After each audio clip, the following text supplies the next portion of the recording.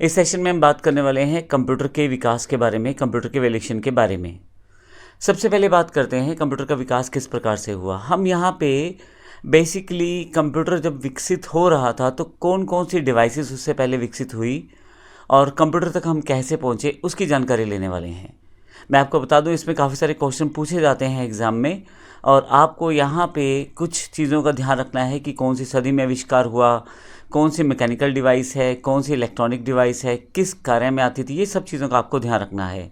हालांकि जो हम सैम्पल क्वेश्चन आंसर की फाइल देते हैं उसमें इस तरह के काफ़ी सारे क्वेश्चन पहले से ही शामिल है, तो आप उनको नीचे दी गई वेबसाइट से स्प्लैश जो होती है हमारी स्क्रीन पे वहाँ से डाउनलोड भी कर सकते हैं। तो आइए शुरू करते हैं। जो कंप्यूटर या लैपटॉप हम आज प्रयोग करते हैं वो आज के दिन नहीं है, उसके लिए काफ़ी सदियों से मेहनत की जा रही है और इसके लिए उसको स्टेप बाय स्टेप काफ़ी सारे चरणों में उसका अलग अलग रूप में आविष्कार हुआ, फिर उन चीज़ों को जोड़ा गया, फिर नई चीज़ें ऐड की गई। इस तरह से एक कंप्यूटर के रूप में आज जो डिवाइस हमारे पास है उसका हम प्रयोग कर पाते हैं। तो कंप्यूटर के विकास में सबसे इम्पोर्टेंट और पहला नाम एबेकस का है। यह कंप्यूटर के इतिहास का सबसे पुराना डिवाइस है। हालांकि ये बिल्कुल कंप्यूटर से मैच नहीं करता, यह एक मैकेनिकल डिवाइस होता है जिसमें एक तारों का फ्रेम होता है। इसे चाइना में 16वीं सदी में आविष्कृत किया गया था, यानी कि इसे बनाया गया था 16वीं सदी में चाइना में। अगर आप बच्चों के लिए एक स्लेट देखें तो उसमें तारों में बिट परोए रहते हैं जो आजकल भी मार्केट में मिल जाती है। कुछ इसी तरह का यह डिवाइस था एबेकस, जिसमें बिट्स रहते थे, छोटी छोटी गोलियां रहती थी तारों में।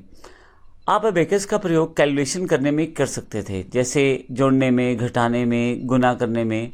और ध्यान रखिएगा ये मैकेनिकल डिवाइस था, अर्थात इसमें कोई भी इलेक्ट्रॉनिक तार वगैरह लगाने की ज़रूरत नहीं थी। यह एक मैकेनिकल डिवाइस था जो आप नॉर्मल प्रयोग कर सकते थे बिना किसी बिजली के। इसके पश्चात जैसे एबेकस आविष्कृत हुआ उसके पश्चात 1617 में एक नेपियर बोन ने अलग से डिवाइस बनाई। इसे नेपियर बोन्स भी कहा जाता है। इसका यूज़ भी एडिशन, सब्सट्रैक्शन, मल्टीप्लिकेशन, डिवीज़न इत्यादि के लिए किया जाता था।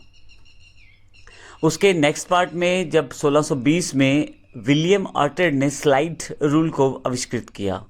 अब आप प्लस माइनस गुना भाग तो कर सकते थे, अब उसका एक नया पार्ट जोड़ा गया, वर्गमूल, यानी कि स्क्वायर रूट और लॉगरिथम। इसके अलावा ट्रिग्नोमेट्रिक फंक्शंस, इन सब के लिए आप स्लाइड रूल का प्रयोग कर सकते थे। विलियम आर्टेड ने 1620 में इसका आविष्कार किया था। अब ध्यान रखिएगा, आपसे अगर जो क्वेश्चन पूछा जाता है वो ये पूछा जाता है स्लाइड रूल में क्या क्या चीज़ें की जा सकती हैं। उसमें आपके पास ऑप्शंस दिए जाएंगे, आपको इन चीज़ों का ध्यान रखना है ट्रिपल सी का, खासतौर से एग्जाम देते समय। अगला हमारे पास है पास्कल कैलकुलेटर। ब्लेज पास्कल ने एक मैकेनिकल डिजिटल कैलकुलेटर का आविष्कार किया 1645 में। अब यह मैकेनिकल और डिजिटल प्रारूप था, अर्थात कुछ इसको बिजली चाहिए थी और कुछ यह मैकेनिकल डिवाइसेस के साथ मिलकर काम करता था। काम ये बेसिक ही कर पा रहा था, जैसे जोड़ना, घटाना, यानी कि एडिशन, सब्सट्रैक्शन इत्यादि। लेकिन मुख्य बात यह थी कि एक मैकेनिकल प्लस डिजिटल कैलकुलेटर था। इसके पश्चात एक मैकेनिकल कैलकुलेटर लाइबनिज ने आविष्कृत किया 1671 में, जिसका यूज़ फिर से एडिशन, सब्सट्रैक्शन, मल्टीप्लिकेशन, डिवीज़न के लिए किया था। लेकिन कहीं ना कहीं थोड़ा सा फास्ट था ये, और काम करने की गति इसमें बढ़ गई थी और काउंटिंग इत्यादि आप बड़ी फास्ट कर सकते थे इसमें। नेक्स्ट जो पार्ट है, Charles Babbage. Charles Babbage computer के पिता कहे जाते हैं। मैं आपको ये भी बता दूं कि कई बार ये क्वेश्चन कई एग्जाम्स में और कई जगह पूछा जाता है। चार्ल्स बेबेज ने 1822 में जो मशीन बनाई थी उसे डिफरेंस इंजन कहते थे। अब बेबेज का कंप्यूटर के विकास में बहुत बड़ा योगदान है, तभी इन्हें कंप्यूटर का पिता कहा जाता है। आप विभिन्न बीजगणितीय वलनों का मान 20 दशमलव तक आसानी से ज्ञात कर सकते हैं और वो बिल्कुल एक्यूरेट, अर्थात यह मशीन जो आपकी कैलकुलेशन करती है वो 20 डेसिमल्स प्लेसेस तक कर सकती है और बिल्कुल सही कर सकती है। और इसकी एक प्रॉब्लम ये थी कि उस वक्त ये मशीन जो थी भाप से चलती थी, अर्थात इस बड़ा इंफ्रा, एक बड़ा प्रोसेस और एक भाप, यानी कि इसको चलाने के लिए आपको स्टीम की आवश्यकता होती थी। लेकिन उन दिनों में नॉर्मल व्यक्ति तो इसका प्रयोग बिल्कुल नहीं कर सकता था, क्योंकि साइज़ भी बड़ा और उसके लिए रिक्वायरमेंट्स भी ज़्यादा। लेकिन फिर भी कमर्शियल एरियाज़ में इसका यूज़ होना शुरू हो गया, जैसे डिपार्टमेंट, पोस्टेज डिपार्टमेंट है या रेलवे डिपार्टमेंट है, बीमा डिपार्टमेंट है, इन कमर्शियल एरियाज़ में इसका प्रयोग करना शुरू किया गया।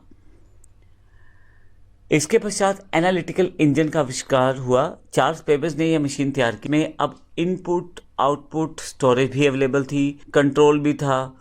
इन सबको मिला के एक मशीन आविष्कृत की गई जो ये कह सकते हैं कि आज के कंप्यूटर का एक बेसिक टेम्पलेट कहा जा सकता है, एक रफ प्रोसेस कहा जा सकता है, जिसमें आप मैथमेटिकल कार्य कर सकते थे, बल्कि अपनी जो आउटपुट आई है उसको स्टोर भी कर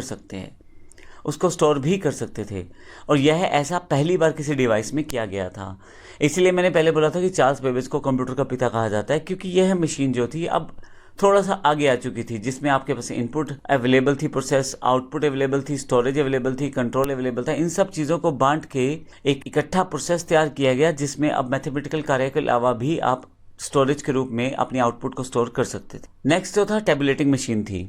1880 में हार्मन हॉर्लेट ने इसका आविष्कार किया था। यहाँ पे थोड़ा सा डिफरेंस इसने ये किया कि इंफॉर्मेशन को स्टोर करने के लिए पंच कार्ड का प्रयोग किया।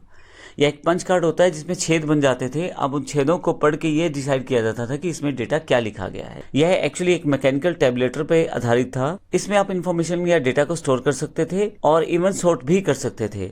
1896 में टैबलेटिंग मशीन जो कंपनी बनाई गई थी, उसमें 1924 में इंटरनेशनल बिजनेस मशीन बन गई। अर्थात जो IBM आज आप सुनते हैं उसको 1924 में इंटरनेशनल बिजनेस मशीन्स के रूप में बनाया गया था।